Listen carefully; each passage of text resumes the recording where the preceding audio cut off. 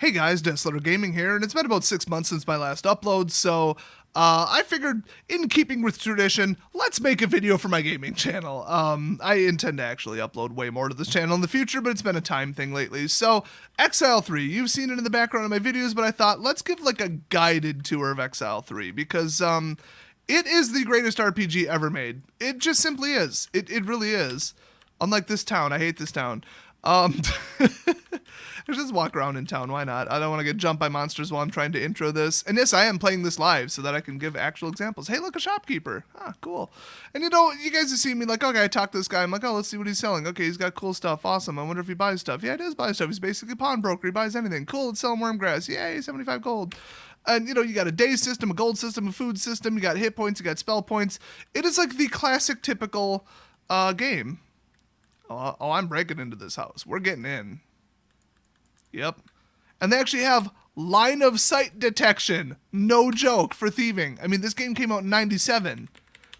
Crazy. Absolutely crazy. I mean, this game is functionally and stylistically above most modern games. And that's why I said it is the best RPG ever made. And I've played dozens of them, and I mean dozens. Oh, man. Monsters, yeah. Undead, yeah. Oh, what does he want me to do? Ooh. I could do that. Let's record that in the journal. Hey, I legitimately don't think I've ever ran this quest. And I've beaten this game 30 to 40 times, which takes forever because it's huge.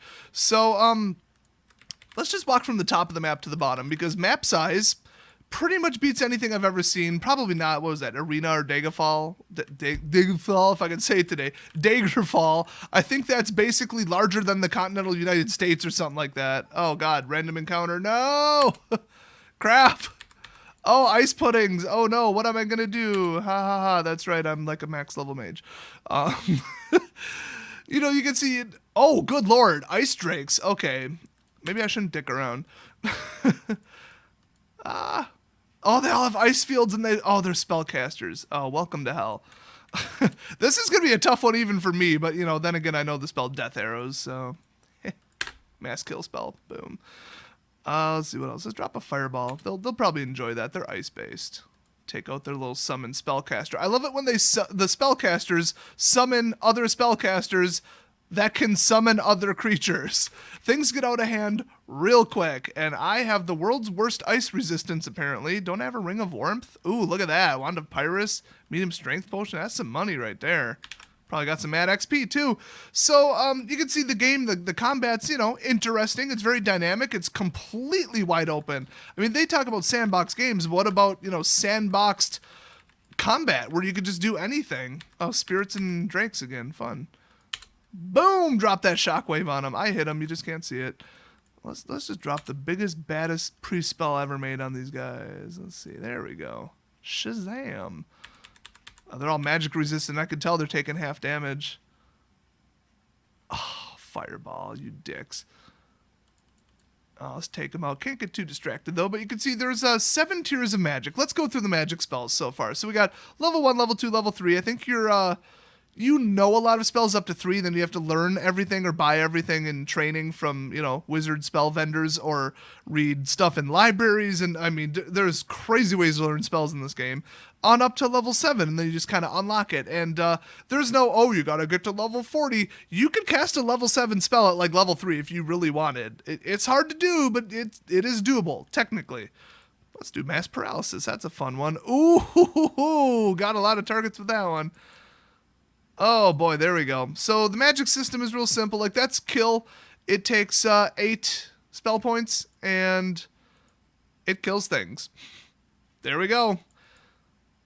And let's see. Let's use. Well, he's a priest, so these are the 7 levels of priest spells.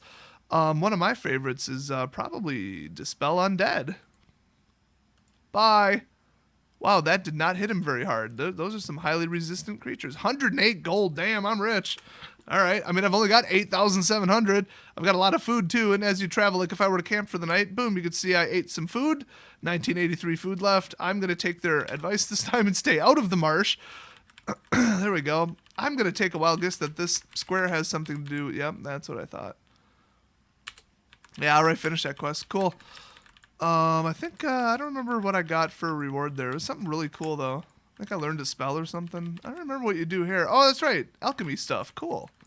If you just go around the world, and once you think you've seen everything in this game, you haven't. So there's a magic system, and you don't just say, I'm playing a mage. You're playing a character.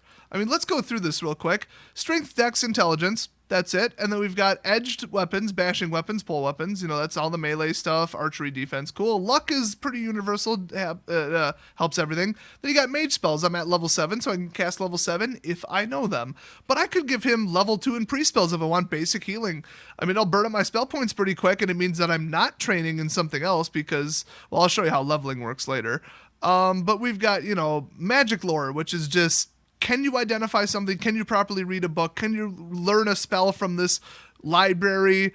You know, you really want it to be pretty high. I think 35 is the highest you need it, and it's cumulative between your parties. So it's kind of like an identification role in D&D. In fact, this is very heavily D&D based.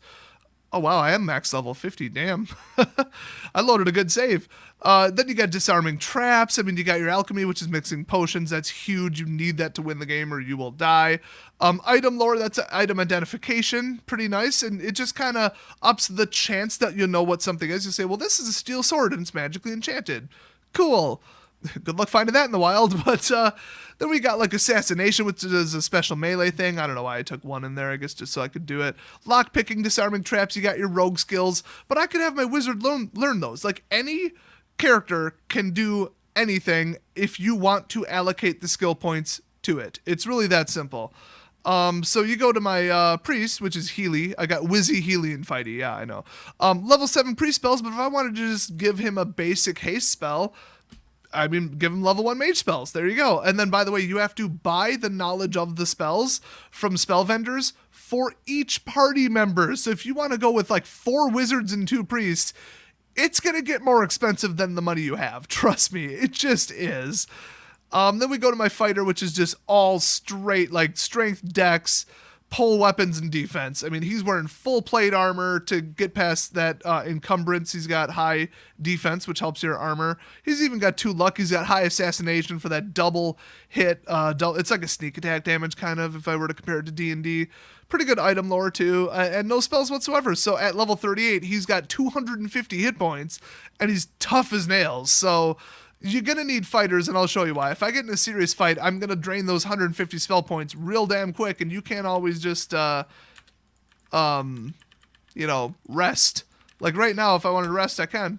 Might get jumped by monsters. It's possible. They might show up and interrupt me, but other than that, there's another town. I don't really like this town. There we go. It's one of those drive-through towns. You drive through it. There we go. Hopefully I get jumped by something crazy. There's so many random encounters and wandering monsters. I actually turned the wandering monsters down because I'm already level 50. Like up here is one of the bases for oh no, they don't like me. That's right. I don't want to mess with them. They run a temple and I think they know that I have counterfeit rings. Right here is one of the best encounters in the whole game, but I already finished it. That's one of the places where the giants live on there. You can see on the mini map, and it's just this whole map is huge, huge. I mean, even this it'll tell you, hey, Troglo territory to the northeast. Instead of just color coding and arrows telling you where to go, it's people telling you where to go. But it's not like annoying. Oh, and by the way, I didn't solve their problem within I think 28 days, so they got a little bit. Oh, this one's like 50 days. The town's starting to fall apart, and if you let it go and just ignore the main quest long enough, the whole town would be demolished, and some of the important NPCs will move to a different town. I mean, it's just, this game was so ahead of its time. In fact, I think this is one of the ones that tells you, I think she tells you about one of the artifact quests. I don't remember. Maybe not. I don't know. Sometimes you got to talk to somebody who tells you to find somebody else, and then they tell you what to ask about, and then they'll sell you the information of the location of like one of the rarest artifacts in the game, which I already have most of. You saw I had, I might not have seen it. I have the Black Halberd. What's up? 20 plus 5 with 3 defense. Most expensive item in the whole game. Almost impossible to get. It is the artifact quest from hell. Oh man, absolutely love it. So, the complexity, the size, I mean, just, you could talk to people and get their backstory, but kind of like D&D, some of it's not important, some of it is. I mean, if you go to Angel's Rest, Oh, I don't want to mess with that. You go to Angel's Rest and talk to the priest. He'll say, hey, if you can go recover this for me, I'll teach you a spell. And he does. And that's like one of the greatest rewards. Oh, there we go. Empire Patrol is like, yeah, okay, you're exiles. We hate you, but whatever. So the overall storyline is you're from a place called Exile. Hey, let's teleport there. This is Exile. We found a tunnel to the surface. We've all been exiled underground by the Empire who doesn't like us. We're all criminals and people who are convicted of wrong think.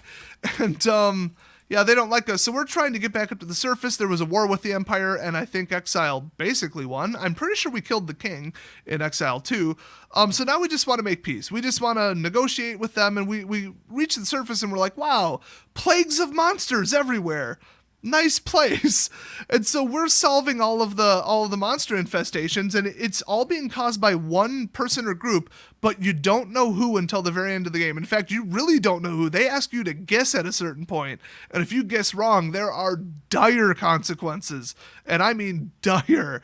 It's crazy. I mean, just the storyline. And it's not like, oh, character developments and plot twists. It's just like, it's like reading a book. It's like a really well-written story. And, you know, you roll into town, you do a job for somebody, and then you don't come back. It's very 14th century. Like, it's like what you would actually do if you were wandering adventurers.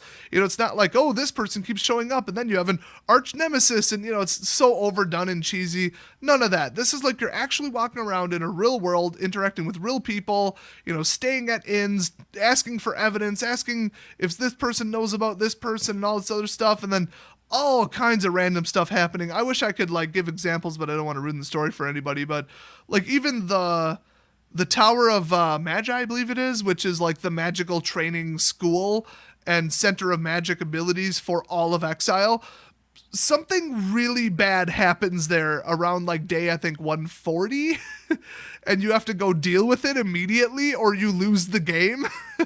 And it's so wild, and like the whole map is redone. It's so crazy.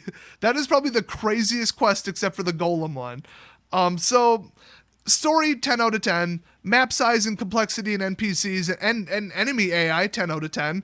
Graphics and sound, I mean, you rate it whatever you want. I think it's nostalgic, but do I wish they would make an HD remake with like double the resolution and just blown up a little bit? Because honestly, I think this is 640 by 480. Yes, but it doesn't really take away from it. It's kind of charming. Like, that's a chair, this is stone, and that's a person. Oh, look, a stone club. Like, you can tell what stuff is at a bare basic level. Like, that's a door, that's a wall. I mean, what more do you need?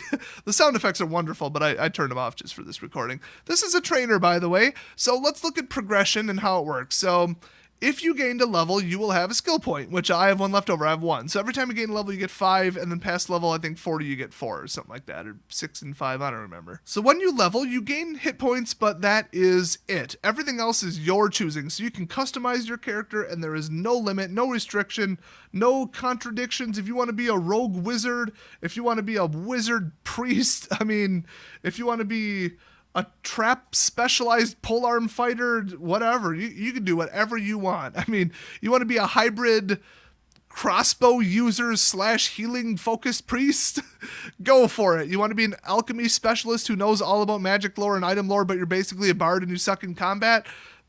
I wouldn't, let's just put it that way. I wouldn't do that, but you could if you really wanted. And then assassination poison expert who just goes for crazy melee damage. I mean, you could do whatever you want. Now, there's no way in the game to respect though.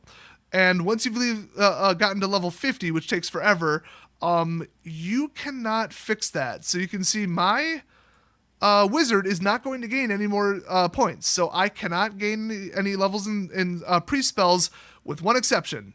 There are ways to get skill points in game, very rarely that doesn't involve leveling. And I'm not going to give it away, but like there's like potions of skill and intelligence and experience kind of. I'm not going to say where they are or how to make them though. That's one of the major things in the game. If you can figure that out, oh boy, you can max out a character, which is very difficult to do. But, you know, you could spend on spell points. So, you know, you could gain 1 spell point with 1 skill point. I'm already maxed. And then, okay, that's 1/5 of the skill points that you got for leveling. And it took 15 gold to do it. And then if you want something real specialized like Assassination, it's 4 points and 100 gold, which in the early game, you might not have 100 gold. And even Alchemy, I wouldn't even touch that until a later level. And like mage spells, oh my god, you want to learn how to go from tier 6 to tier 7 mage spells? 250 gold for that training. But if you just want to beat people in the face with a sword, I mean, 40 gold and 2 skill points. Simple. So like I said, absolutely limitless combinations. If you're like, I'm dying a lot, boom. You can't just say, oh, it's a wizard. Wizards don't get health points. They don't get a lot of hit points. Well, now they do. I mean, it's really that simple. If I want to all of a sudden have my priest throw missiles, boom, throwing missiles, you can train them up. And then if you want to know what stuff really does, you right click on it. It tells you, oh, mental strength, and it does this. Don't cast a spell if it's below 4. Edged weapons makes you better with daggers, swords, axes. Real simple. And even defense, I didn't know this. It says this skill has 3 effects. It determines how well a character does at parrying, so the chance that they'll miss you. Decreases the penalty in combat from bulky armor. I wish I would have read that sooner. And occasionally decreases the damage taken from enemy weapons. So probably not what you think when you read defense, but now that you know, you're like, oh, okay, that's what it does. So buy a few levels for anyone in heavy armor because, well, let me just jump into combat real quick. Wizzy has 5 action points, so I could go 1, 2, 3, 4, and then cast a spell. Healy has 4 because he's slow as hell, and also Wizzy has a Ring of Speed. And then Fighty has 5 because he also has a Ring of Speed, but normally he would have high encumbrance from this full magic plate mail with an encumbrance of 3, but he's got really high defense, so he can get around it. He will always have full action points. And sometimes it's kind of random, so you look into these minute little details and you're like, well, I should build it this way, or maybe I could deal with the encumbrance. He doesn't need to be that fast. He just needs to stand in one place and fire a bow, something like that. So you could have a heavily armored bowman, and I mean, you could try to have a mage in heavy plate armor, but it won't work very well because your spells will start to fail once in a while, I think, if I recall. I don't know. I haven't done it in a while. My wizard is wearing Mithril Chainmail, the most effective mage armor in the game. 5 with a bonus of 4, made on Mithril, 0 encumbrance, only weighs 50 pounds. Jeez. So I mean, the sheer role playing, like, I want to make a guy with this history, this background, this set of skills. You can do it, and actually, you can kind of see the personalities of all the party members when you start a brand new game, and it auto populates like the I don't want to custom make my character's hair, make it for me party. And those guys are pretty cool, but I always make my own, and it's usually something just horrifically comically unbalanced, where it's like 3 wizards and 3 professional archer assassins, or just something just utterly ridiculous, and like no healer. Or like one of them knows like level 3 priest spells. Let's see if I can get through the game that way. It's just, you can do whatever you want. You can make whatever crazy character you want, or you can make some kind of ultra fragile high mage that knows like level 4 and 5 spells like in the first part of the game and just go obliterate everything, except you'll run out of spell points constantly. I've done that. I actually do that most playthroughs. There's even an alchemy system. Boom. Let's mix up a weak energy potion. Oh, good. I succeeded. So now I got a weak energy potion. I'm going to pass it to my wizard. He's going to identify all my items with the identify spell. Oh no, that costs 50 hit points, or spell points. I regained 15, regained 15, regained 15. And potions are extremely heavy, and these alchemy ingredients are not, which is why alchemy is the key to winning the game. So if you can mix up a disease cure or a healing potion or something really good, some high-end poison in the middle of a dungeon, very important to keeping you alive. It's better than finding a closet, casting a barrier, and sleeping. Which, by the way, is not something I just made up. You can actually do that. So let's get down to like the game as a game. I think I've shown, combat, how it works, how to level a character, the flexibility, and any character can use any weapon. There's not, oh, you're a priest, you have to use this. Anybody can train on anything. It's very much a reflection of real life. You can go anywhere, do anything. You can walk into a town and attack everybody and steal everything if you want. They won't like you, and I think they won't respawn, but you can do it if you wanted to. And there's no overly complex systems. It's just, it's you walking around doing stuff, living life, whatever. I mean, pretty simple. And there's all kinds of stuff to see. Like, it's possible for the river here. Cool. Look at that. You can't normally walk across water. Wow. Oh, alchemy ingredient. I'll take that. Cool. I could use that for alchemy. Yay. Now I don't have to stop at the alchemy shop. So I mean, you're just walking around, you get attacked by monsters. And by the way, monsters that are too low of a level, like you're absurdly above them, they will just run away and not waste your time. I mean, just the little tiny changes to the game, the design choices to make it less grindy, less annoying. Oh my gosh, do they make a difference? It's huge. I mean, it's just huge. Like, words can't even describe how well optimized for gameplay this is. Like, see, there's some gremlins. I hate them.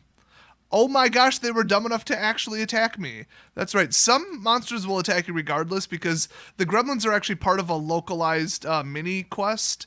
So they don't tend to be scared away easily, even though I just killed them all with one shockwave spell. Yeah. Not bright. They're not smart. Ooh, Stormport, my favorite town in the entire game. They've even got cool stuff that you might come across where you're like, okay, vendors sell vendor stuff. I go to an armor, they sell armor. This guy sells 100% randomized items because he's basically a pawn shop. I mean, nimble gloves and a wand of nullity, you can't buy that at any other store in the entire game. It's crazy, and he will buy absolutely anything off of you, especially like my Wand of Pyrus, which I definitely do not want or need. That thing is dangerous as hell. And he's willing to give me 1,225 gold, which, see, normally early game, you would not be fighting monsters that can drop stuff like that, but the further north you go, if you want to take your level 7 party and take down a level 30 creature, if you think you can do it, go for it. You'll probably die, but of course you could load a save. But if you take it down, you are going to get that loot. So it's not like, oh, you leveled up from level 1 to level 15, but now everywhere you go, there's level 15 monsters.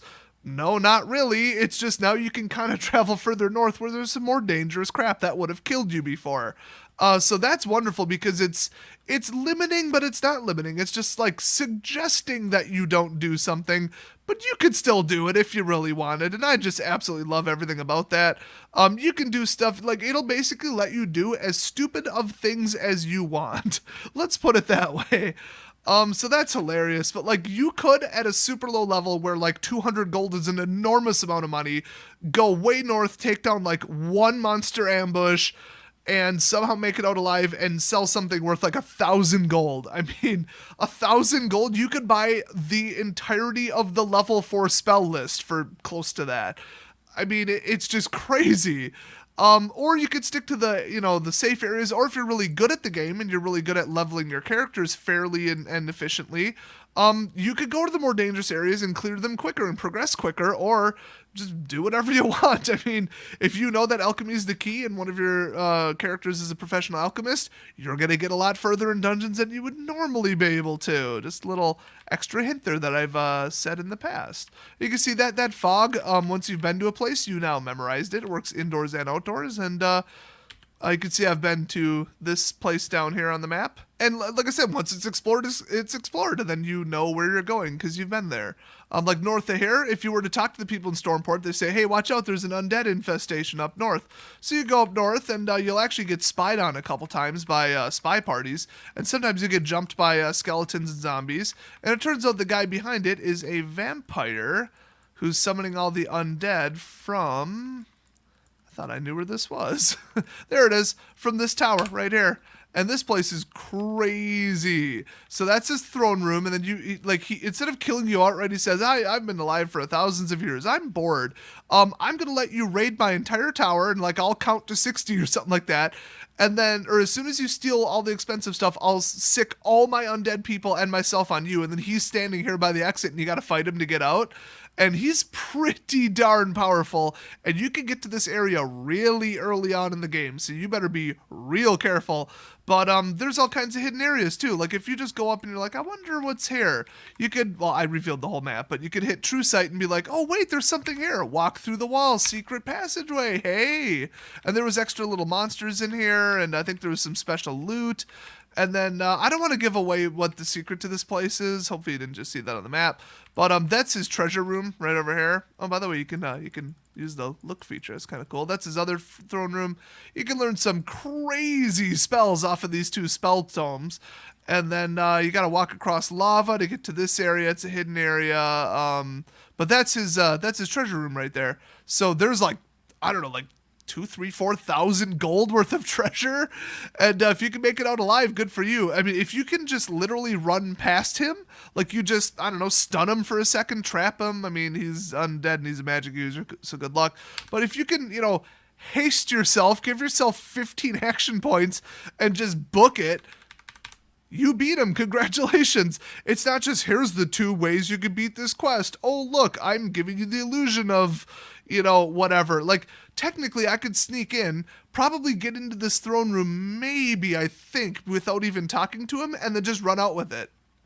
I think there's a gate in the way. I don't know, but you can do all kinds of creative stuff. Like, if you don't like somebody in a town, you can like break into their house and steal all their stuff and they'll never know it was you. And also there's no stolen property system in this game, which is really nice. I mean, how would a vendor know that an item is stolen? I've always, that's bugged me about Skyrim and Morrowind and all that. So it's just so wide open, do anything. And it's, that was just one area, that one vampire quest. You could take 15 minutes to take down that place. And then, by the way, there's a twist ending too. It's hilarious.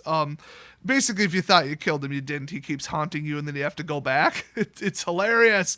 There's like 50 to 100 more places like this. I mean, the sheer scale and size of this game cannot be underestimated. That's why I wanted to give another example of just this crazy stuff. So now if I were to go over to the inn and start talking to the innkeeper, is that even an inn?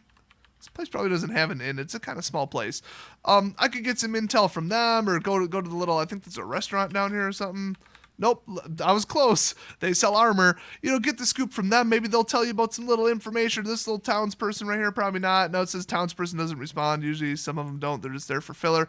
But they walk around and stuff, And once in a while, you'll talk to the right person instead of just getting some flavor like, oh, isn't the weather nice? Hey, this is a sailing town. We have sailors here and pirate ships. Or, something miniature useful like, hey, if you go to the end of the dock, you can buy a ticket and go to this town. Hey, welcome, traveler. Got some information for you. Sometimes it'll be like, hey, I heard that if you talk to this person in town and ask them about this, you might be able to find out about this. Or, hey, did you know that if you talk to these people, they can teach you some pretty powerful spells? Or, hey, do you want to go retrieve this thing for me? Or, hey, my party just came from here and we got half killed by these guys, so you should go get revenge on them. And it's not like, oh, quest objective, let's go look through the mission log. It's like, yeah, if you wanted to go north to the mountains, which is like, oh, hey, let's go north to the mountains. Oh, there we are. Like, that's all the pathfinding you need. Then you do it. And it's not like you got to memorize stuff. I mean, like I said, there's a record button. Like I did talking notes. Let's go back. There we go. Zalifer, the Golem Spider. The Golem Spire is directly northwest of Tevrano. It is magically hidden. It is in a large meadow, and you need to look and concentrate, blah, blah. So basically, once you've already done this, it'll actually let you see it in the game. It even says you take note of this. Also interesting are the stone circles. And yes, they are. You should definitely ask him about the stone circles if you haven't even seen 2 of them at that point. But yeah, stuff like that.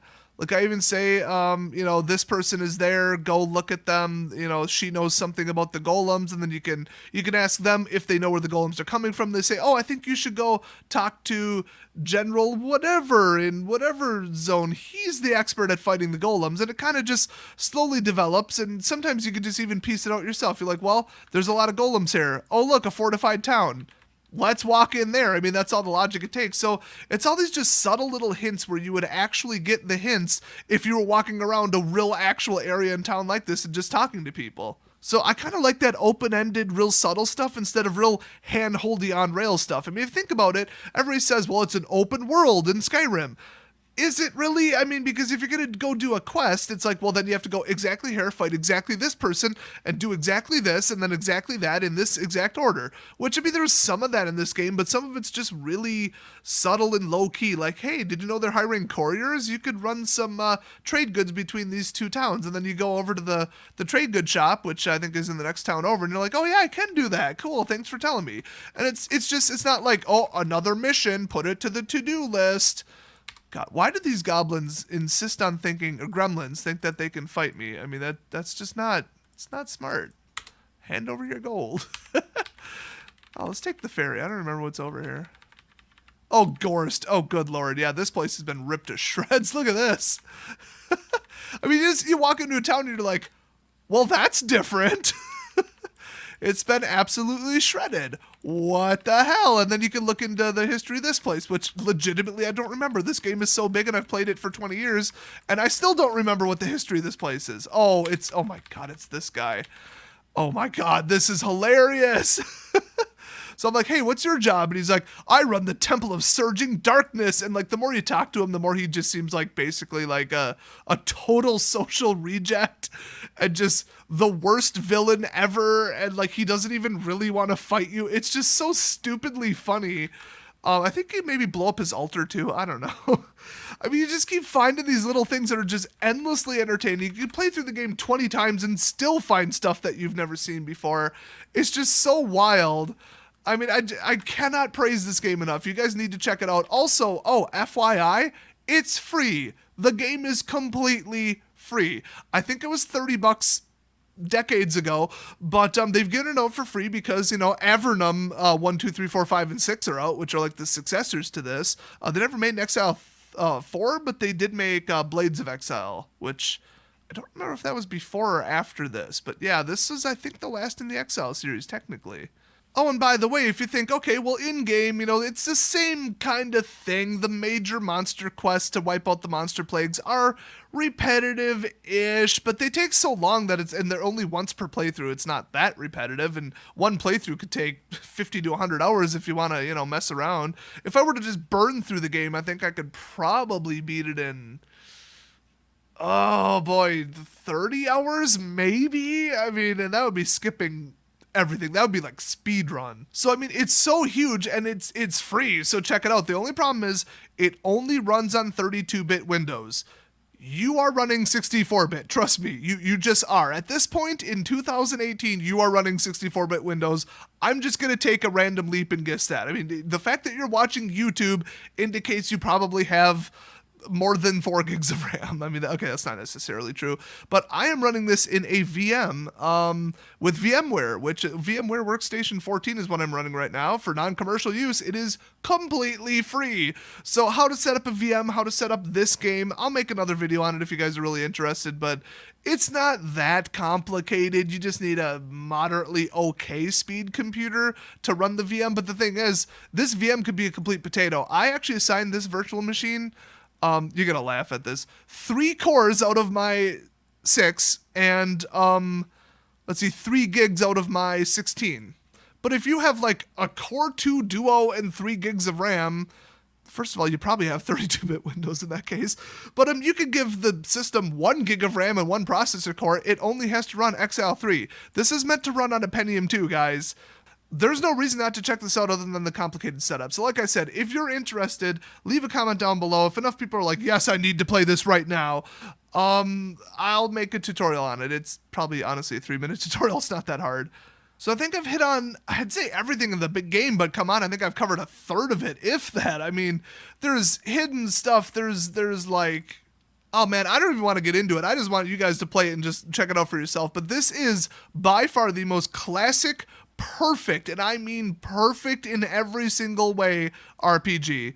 I mean, the one thing would be for the lazy people who want to only half pay attention while playing the game, a direct pathfinding system would be nicer than like looking at your notes and talking to people, but those didn't really come about for, oh boy, 15 years afterwards, I'd say, at least, where it's like, follow the arrow, follow the line, oh, you need to go north, oh, look, the town you need to go to is highlighted in red, just follow this. It would have broken the immersion. It would have stylistically made the game more boring and repetitive, kind of, and more just, look at me, I'm running to a place and doing a thing. Whereas this is like, oh, Squiggius is 30 miles north. That's right, I'm going to Squiggius. Let's check the map. Let's see.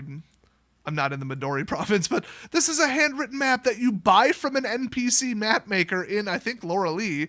And it shows you where everything is. Or you could just look up a guide online on your second monitor, which is how I usually do. Although I have just about the whole map memorized. So like this guy, he sells smoky crystals. That's all he does. And look at that. And you ask him why, and he gives you a whole backstory. It's wonderful. The game is so crazy complex, and I absolutely love it, but it's simplistic. It's like there's a lot there, but just enough to make it interesting from like a functional run around and kill stuff standpoint. And the sheer volume of unique monsters is insane. I mean, I cannot say how perfect this game is any more than what I've already shown. So like I said, if I were to think of any flaws with the game, it's just maybe getting lost and not knowing where stuff is, where you could just look up a guide. I mean, there's a full map online by the developers. It was part of the hint booklet that they sent you if you bought the game. And if you're really stuck in one of the dungeons or a puzzle, which the puzzles are very mild, very tolerable, very, non-aggravating except for a couple. But they're the side quests for the most powerful stuff in the game. You can look up a walkthrough too. I mean, those, not only are there walkthroughs, but there's the guide walkthrough in the printed form. And the whole I'm stuck, I don't know where to go, I'm confused, I forgot what that NPC said. Not only is that a very uncommon thing, but the most fun you can have in this game is just walking around and doing whatever the heck you want and exploring stuff and fighting random stuff and finding random quests and just doing whatever, doing your own thing. And here's the best part, okay? The best part comes when you close the game and open the editor. Here we go. If you want to screw with your game, you're just like, I'm stuck, I want to give myself 3,000, 30,000 gold, you can do it. Here's my 3 characters. I can modify anything about them. There's special traits, which, by the way, I didn't even get into that. Oh my gosh. There's toughness, magically aptness, ambidextrousness. So you start at 100 XP to gain a level at level 1. I'm at 242, which means it is 242% more difficult for me to level, or 2.42x times or whatever. Then you have disadvantages where you can be slow, bad with magic, frail, have a bad carrying weight, chronically ill, and it'll actually make you level faster. I mean, absolutely crazy. Also, I'm a Slazerikai, which is your choice of race. So even this will help you customize your character even more. And then you want to add a Wand of Death. Cool, I now own a Wand of Death with 4 charges. That's it. Or you could drop a cursed item or heal your party because you're just in the middle of a dungeon. You just keep dying. You're stuck in the dungeon. You're never going to make it out. Just go edit party and, I don't know what it is, free extras, heal damage. Boom. Ta-da.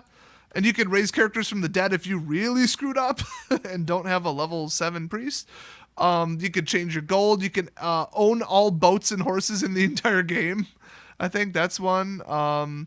Remove all bad conditions, give yourself I want to start at level 1 with a wizard who's above average intelligence. So you start with 6 intelligence instead of 3 and a ton of spell points, but no combat capabilities whatsoever. And then add 3 spells, all the fire spells from level 3 through 5. He's a fire specialist. You can just pop into the editor after you've created a new game and set it up. And then my second character is some rich, nobleman's kid who turned 18 and decided to go adventuring. And he's got some seriously high-end magic gear. He's got a Ring of Resistance, which is one of the best items in the game. He's got Micah's gloves, which I don't even have, as you can see.